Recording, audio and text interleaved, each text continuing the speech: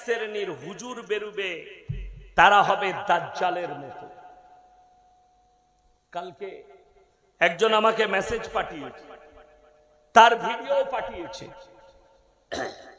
সে বাংলাদেশে, তাকে লোকরা আলেম ভাবছে, কিন্তু এরা আলেম নয়, তারা আলেম নয়। দেখলাম ছেলেটার বয়ান আছে আমার কাছে, পাঠিয়েছে। সে মুভির নাম লিখছে, ফিল্মের নাম লিখছে, নীল দুনিয়ার হিরোইনদের নাম পর্যন্ত জানে। এবং সে বলছে আমার বান্ধবী আছে, গার্লফ্রেন্ড আছে। সে বলছে, নামটা কি তার মনে পড়ছে না, আমার কাছে আছে মোবাইলে, দেখবেন। এগুলোকে মানুষ হুজুর মনে করছে। এরা কেজিএফ চ্যাপ্টার 1, চ্যাপ্টার 2, বাহুবলী, সালার, এরকম যত রিসেন্ট ব্লকবাস্টার সিনেমা আছে, অলমোস্ট প্রত্যেকটারই নাকি 2-3টা করে চ্যাপ্টার রয়েছে। এই ছেলেটা কোনো আলেম নয়, আর কোনো স্টেজও নেই।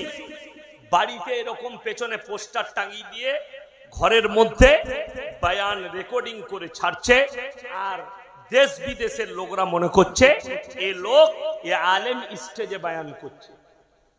বাংলাদেশে আমার অনেক ভক্ত আছে, আমি তো তাদেরকে অনুরোধ করব, এই রকম যতগুলো ভণ্ড বেরুবে এদের চ্যানেলে এত রিপোর্ট মারুন যেন এদের চ্যানেলগুলো বন্ধ হয়ে যায়। কেন? সমাজের বুকে এরা আগুনের মতো বিষ ছড়াচ্ছে, যুব সমাজকে ধ্বংস করছে। এরা ফিল্মকে জায়েজ করতে চাইছে, এরা জিনাকে জায়েজ করতে চাইছে, এরা আপনার ফিল্মকে বলছে ফিল্মি দুনিয়া ঠিক আছে।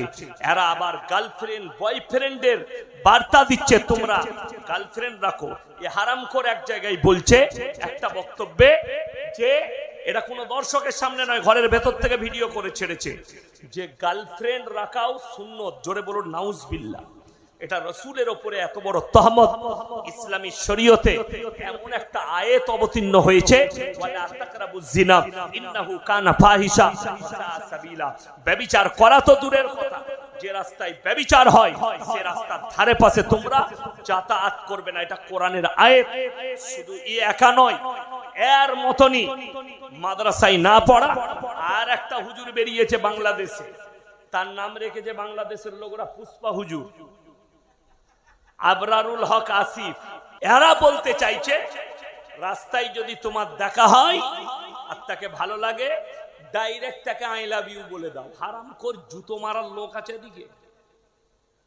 তো আমার মেয়েকে আই লাভ ইউ বলবে আর তোকে জুতো ছাড়া আর কিছু পড়বে তোর গায়ে? এটার নাম হচ্ছে, এই হুজুরদের দ্বারা, এরকম ধরনের হুজুরদের দ্বারাই আল্লাহ জাহান্নামের উদ্বোধন করে, যারা মানুষকে পাপের দিকে ঠেলে দিবে, পাপের সাগরে ঠেলে দিবে। আল্লাহ মাফ করুক। এরা সমাজকে বিভ্রান্ত করছে। বাংলাদেশের মানুষ কি বুঝে জানি না, এরকম ধরনের বক্তাদিকে স্টেজে দাওয়াত দেওয়া যাবে না, সমাজের বড় ক্ষতি হয়ে যাবে। যারা কোরআন হাদিস, মানুষকে সহি আকীদা, সহি পথ না দেখিয়ে বিভ্রান্তির পথ দেখাবে, যে পথ আর পাপে ভরা আছে, যে পথ জিনায় ভরা আছে, যে পাপ গুনাহ সাগরে নিয়ে গিয়ে ফেলিয়ে দিচ্ছে, সেই পথ যে দেখাবে জানবেন তার মধ্যে না ইলম আছে, না সে আলেম হতে পারে, না সে কখনো দিনের একটা দায়ী হতে পারে। কেউ যদি ভুল বলে, তার ভুলটা সংশোধন করা কাজ হচ্ছে আমাদের আলেমদের। আমি বাংলাদেশে যে দুজনের নাম নিলাম, এরা কিন্তু আলেম নয়। আলেম সে যে আমাদের ভারতের বাংলার কিছু মানুষ, কিছু যুবক এদিকে ফলো করছে। ফলো করার পরে প্রেমটাকে হালাল মনে করেছে, জিনাটাকে হালাল মনে করছে, প্রপোজ করাটাকে হালাল মনে করছে।